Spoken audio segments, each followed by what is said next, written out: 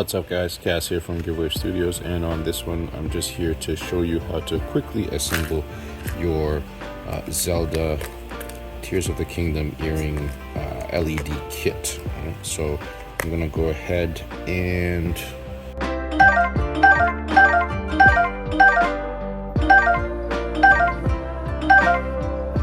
let's get it. Alright, so first thing we're going to do is connect our LED light to our top of our earring here. So it's just twist on, off movement to turn the light on and off. So I'm going to grab a little bit of hot glue, just put a little bit at the very top here. You don't need a lot, you don't want this to kind of like gush out of the sides. You just want enough that you can make a good solid connection with this. Give this time to dry.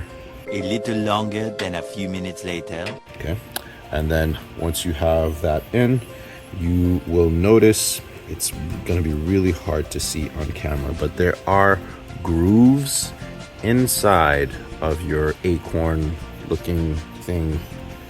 So you're going to slide this in, push this in until this stops basically. And so that should give this enough tension on the inside that you can twist on and off now to turn your earrings on and off. All right, if for whatever reason you're twisting and you're still not able to turn it on or off, grab something and pull it out, or just pull out from here. It shouldn't have that much tension that it's stuck. Just put a little bit of glue on the sides here and then stuff that in. That way it holds the light in place on the inside, so when you're twisting, the light doesn't twist with your cap. That's pretty much it for the top here. So now we're gonna go ahead and assemble our bottom piece here. So we're gonna grab one of our loops and put it through the dangly bit, like so. All right, so one down, and then we're going to put it through our other one. Now, obviously, if you guys want to paint this, this is one of the reasons why I send this out as a DIY kit. If you want to paint it, you know, the filament does come in random colors, so you might want to paint it. It's not always going to come with the gold bits, but it will always have the white shell for the body. Okay, so this again is going to get hot glued into here after you've done any painting and sanding that you would have wanted to do. So a little bit of hot glue on either side. Again, you don't want to go overboard. You don't want to have to do any cleanup with this. You just want it to be nice and smooth. Okay, whatever's gushing out the side, let it gush, let it cool down, and once it's cooled down, you can literally just scrape it right off. Okay, don't try to take it out while it's still hot. Let it do its thing. Same step for the top piece. Put our little loop through. Okay, and then once we have that through, go ahead, put our earring in. And whenever you're doing these small bits, be very, very careful. If you have like jewelry pliers or anything like that, I would suggest doing that, but don't try to put too much pressure on these little round bits because they are thin plastic and they will snap off. So right now I'm having a hard time with this. I'm just going to use some pliers to make sure I have it properly and I can get the two pieces aligned. And that's pretty much it. This is basically installed at this point, and then we can twist on and off. Now, if you want to take this a step further, right, in the game, you will notice that these guys don't come out straight like that. They kind of like follow the curve here. Now, the reason why these come like this is because they have to print flat down somewhere, right?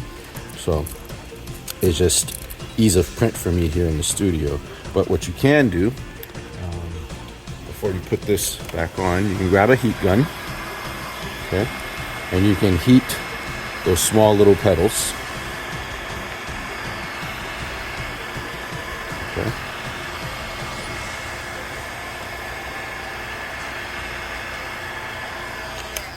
We don't need to do too much on this. About like 10-20 seconds is good enough. Quickly put it back in position and then push down on all of your now warm bits. And what that's going to do is it's going to hug the curve of the dragon's egg or acorn or whatever shape you want to call this. the body of the earring, and now it follows the shape nice and smooth instead of like this, right? You have a much nicer finish with this going like that.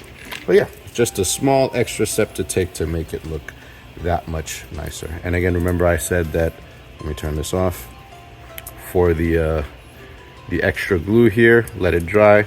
As soon as that's dry, you can literally use your nails and just kind of like take this off, or you can use an X-Acto blade and really get it nice and cleanly off of the edges. And that's all there is to it, guys. Just repeat the step for earring number 2 and you are good to go to add your light up earrings to your next Zelda prop. So I hope this one was useful. I hope you guys learned something. This has been Cass from GiveWave Studios, and I'll catch you guys on the next one. Cheers.